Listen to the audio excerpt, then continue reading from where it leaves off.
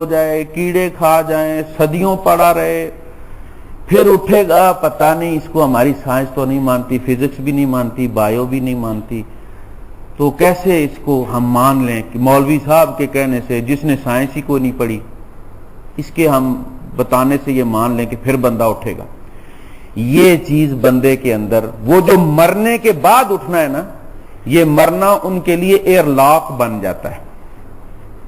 کُنَّا نُکَذِّبُ بِیَوْمِ الدِّین، جو مسلمان ہیں،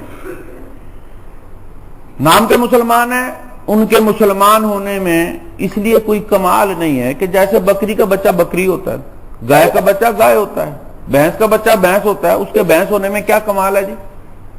اسی طرح مسلمان کا بچہ مسلمان ہوتا ہے، اندر ایمان ہو یا نہ ہو۔ جس طرح سے زمین مکان گاڑی باپ سے ملتی ہے، اسی طرح سے یہ مسلمانی بھی وراثت میں ملی، اگرچہ اس کا ایمان نہ ہو۔ مذاق اڑاتا وہ جنت اور جہنم کا، لیکن کیونکہ مسلمان کے گھر میں پیدا ہوا لہذا مسلم ووٹر ہے، وہ اندر ایمان کوئی نہیں۔ کُنَّا نُکَذِّبُ بِیَوْمِ الدِّین حَتَّى أَتَانَا الْیَقِین، یہاں تک کہ ہمیں یقین آ گیا، یعنی موت آ گئی۔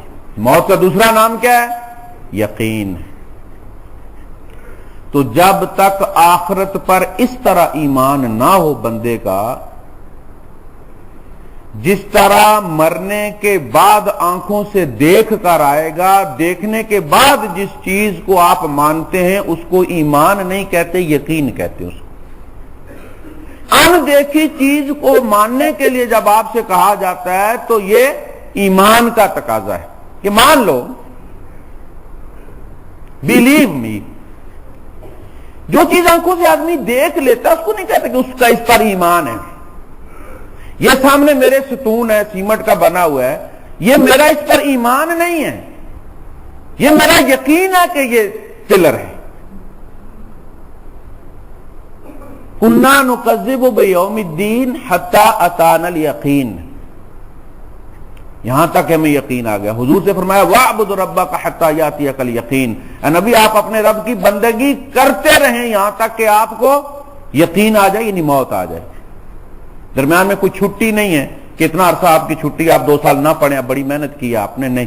بندگی سے نہ کوئی چھٹی ہے، نہ کوئی بریک ہے اس میں کہ اتنے سے اتنے بجے تک جو ہے وہ تم بندے نہیں رہ سکتے، جاؤ تم فری ہو۔ جیسے ہمارے یہاں ہوتا ہے نا کہ شادی بیاہ میں بندہ یہ سمجھتا ہے کہ مجھے بریک مل گیا، کہ جاؤ اتنی دیر موج ملا کرو، تم نے بڑے چلے لگائے ہیں، بڑی محنت کی ہے، بڑا وقت لگایا، بڑا ہی اللہ اللہ کی ہے، اب یہ بچی کی شادی ہو رہی ہے، بیٹے کی شادی ہو رہی ہے، تو جاؤ تمہیں ہم نے چھٹی دے دی، یہ تمہارا جو ہے وہ بریک ہے بندگی سے، اب جا کے دلیر سنگھ مہدی کی طرح جا کے شادی کر لو تم اپنے بچے کی۔ اصل میں وہ امتحان ہے، اور 18 20 30 سال کے بعد آیا ہے۔ 20 سال کا بھی شادی کرے جلدی سے جلدی، 18 سال کا 20 سال کا بچہ ہوگا، 40 سال عمر ہو گئی ہے، 40 42 سال 50 سال کے بعد پہلا امتحان ہے، پہلے پرچے میں ہی فیل۔ کیوں بھائی؟ پتا چلا جی وہ شادی خوشی کا موقع ہے، بھائی خوشی کے موقع پر ہی تو ایمان ٹیسٹ ہوتا ہے، یا غم کے موقع پر ہوتا ہے یا خوشی کے موقع پر ہوتا ہے۔ اللہ پاک نے فرمایا وَنَبْلُوكُمْ بِالشَّرِّ وَالْخَيْرِ فِتْنَةً، اچھے اور برے حالات لا کے ہم تمہیں آزمائیں گے۔ بچے کا پیدا ہونا خوشی کا موقع ہے، یہاں ایمان کی آزمائش ہے کہ بندہ اللہ کا شکر ادا کرتا ہے، اس کو اللہ کی طرف ریفر کرتا ہے کہ اللہ پاک نے عطا فرمایا، یا کہتا ہے کہ درگا دیوی نے دیا ہے، یا بابے شاہ کمال نے دیا ہے، یا زندہ پیر نے دیا ہے، یا دمنیوں والی سرکار نے دیا ہے۔ یہ پہلا امتحان ہے۔ پھر اس پر خوشی مناتا ہے تو وہ کنجر لا کے نچاتا ہے، یا کوئی مشروع کام کرتا ہے۔ پھر اسی بچے کی شادی ہے، پھر امتحان آیا 20 30 سال کے بعد۔ اب دیکھتے ہیں کیا ہوتا ہے۔ پتہ چلا اس میں بھی یہ نہیں دیکھا کہ اللہ کے رسول صلی اللہ علیہ وسلم نے حضرت علی رضی اللہ تعالیٰ کی شادی کیسے کی تھی، چونکہ ان کو پالا حضور نے تھا۔ اور جب بیٹی کی شادی ہوئی تو یہ نہ دیکھا کہ حضور نے اپنی بیٹی فاطمہ الزہرا رضی اللہ تعالیٰ عنہا کی شادی کیسے کی تھی۔ ہمیں تو دیکھنا یہ ہے کہ فلاں نے فلاں کام کس طرح کیا تھا، تو ہمارا آئیڈیل کون ہے؟ اللہ کے رسول صلی اللہ علیہ وسلم۔ فما تنفعهم شفاعت الشافعین، لہذا آج ان لوگوں کو شفاعت کرنے والوں کی شفاعت فائدہ نہیں دے گی۔ بے نمازی کو الگ کر دیا گیا ہے کہ ان کی شفاعت نہیں کی جا سکتی۔ یہ اللہ پاک طے کرے گا نا کس کی جا سکتی ہے کہ کس کی نہیں کی جا سکتی۔ اسکول والے طے کرتے ہیں نا کس کا ری ٹیسٹ ہوگا نہیں ہوگا، ماں باپ تو نہیں طے کرتے، انہوں نے کرائٹیریا بنایا ہوتا ہے کہ کس کی ری ٹیسٹ لیا جائے گا کس کا نہیں لیا جائے گا۔ پھر جب آدمی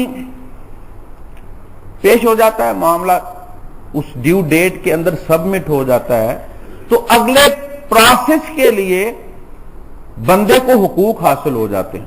ایک مقدمے میں آدمی پیش ہوتا ہے، مقدمے میں ہار بھی جاتا ہے تو اگلی عدالت میں اپیل کا اس کے پاس حق حاصل ہے۔ اسی طرح جو بندہ نماز پڑھتا ہے، روزہ رکھتا ہے، زکات دیتا ہے، اگر ان میں کمی بیشی ہوگی تو وہ حق رکھتا ہے کہ اپیل کرے، ریویو پٹیشن دے، اپنے نبی کو ساتھ رکھے کہ اللہ پاک تو مہربانی کر دے، پڑھی تھی اس نے، غلطی ہوگی، انسان تھا، خیالات ادھر ادھر چلے گئے، معاملات اس طرح سے ہو گئے، تو رحم فرما دے۔ یہ اگلے پروسیس کے لیے اللہ بڑا کریم ہے، رحیم ہے، لیکن یہ وہ لوگ ہیں فما تنفعهم شفاعت الشافعین۔ اب یہاں اہل جنت اور اہل جہنم بہت جگہ پہ مکالمے ہیں، یہاں مکالمہ جو کوٹ کیا جا رہا ہے، پہلے فرمایا کہ اہل جہنم جو اللہ کی آیات سے استکبار کرتے ہیں، تکبر کی روش اختیار کرتے ہیں، آئی ڈونٹ کیئر، خلی ولی والا جو معاملہ ہے،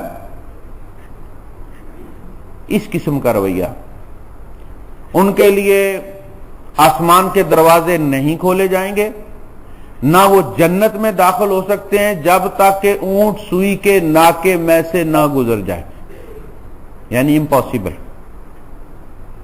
ان کے لیے جہنم ٹھکانہ ہے، ان کا گدا بھی آگ کا ہوگا، ان کا کمبل بھی آگ کا ہوگا، تکیہ بھی آگ کا ہوگا، لباس ان کا گندک کا ہوگا، لباسهم من قطران وتغشى وجوههم النار، اس میں سے شعلے نکل رہے ہوں گے، وائٹ فاسفورس ہے، چہرہ پورا آگ کے اندر، یشوی الوجوہ، مشاوی آپ نے دیکھی ہے نا، وہ جو گرل سامنے گھوم رہی ہوتی ہے آگ کے، نقلبو، ہم اس کو گھماتے رہیں گے، یہ سائڈ ذرا، یہ سامنے سائڈ کر کے، اسی سے یشوی الوجوہ، وہ مشاوی بنائے گی چہرے کی۔ جو ایمان والے ہیں ان کے اعمال صالحہ کا ان کو اجر ملے گا۔ یہ ہماری مہربانی ہے کہ ہم نے انسانیت پر وہ بوجھ ڈالا ہی نہیں ہے، ہم نے اس کا پردہ رکھا ہے، ہم نے وہ بوجھ ڈالا نہیں جو اٹھا نہ سکے۔ اگر والد صاحب چھوٹے بچے کو کہتے ہیں وہ گلاس پکڑا دو تو انہیں پتہ یہ پکڑا سکتا ہے، اب اگر وہ بے ایمانی کرتا ہے، ہیرا پھیری کرتا ہے، کہتا نہیں دیتا، تو پھر اس کو سزا ملے گی۔ لیکن ایک 10 سال کے بچے کو کہا جائے وہ 50 کلو کا پتھر اٹھا کے مجھے پکڑا دو، یا 50 کلو والا وہ بکسا مجھے پکڑا دو، تو یہ تو اس کی استطاعت سے زیادہ ہو گیا بیچارے کے۔ اب کوئی ایسا باپ جو جان بوجھ کے پیٹنا چاہتا ہے، اسے بہانا چاہیے پیٹنے کے لیے، وہ یہ کام کرتا ہے۔ اللہ پاک نے فرمایا مجھے بہانے نہیں چاہیے تمہیں سزا دینے کے، میں وہ بوجھ تم پر نہیں ڈالتا جو تم اٹھا نہ سکو، اور جو ڈالتا ہوں وہ اس چیز کی گارنٹی ہے کہ تم کر سکتے ہو، جان بوجھ کے تم نمک حرامی کرنا چاہتے ہو۔ لہذا وہ بھی ہمارا احسان ہے کہ ہم نے بوجھ نہیں ڈالا۔ یہ وہ لوگ ہیں جن کے سینوں سے تمام قدورتیں، ایک انسان جب رہتا کہتے ہیں نا برتن کے ساتھ برتن بھی ٹکرا جاتا جب ایک ٹوکری میں ہوتا ہے، ایک معاشرے میں رہتے ہوئے صحابہ کے اندر بھی آپس میں رنجش ہو جاتی تھی، کسی بات سے کسی کا دل ٹوٹ گیا، اس نے ریئیکٹ کیا، پھر یہ سلسلہ انسانوں میں چلتا ہے۔ فرمایا ہم جنت میں بھیجنے سے پہلے یہ ساری چیزیں صاف کر دیں گے، وہ ایک مان طہورا اللہ پاک پلائے گا، وہ پانی پیتے جائیں گے تو ساری قدورتیں ان کی دور ہو جائیں گی۔ اب ڈائلاگ ہو رہا ہے اہل جنت اور اہل جہنم کے درمیان۔ وَنَادَى أَصْحَابُ الْجَنَّةِ أَصْحَابَ النَّارِ، جنت والے پکاریں گے جہنم والوں کو،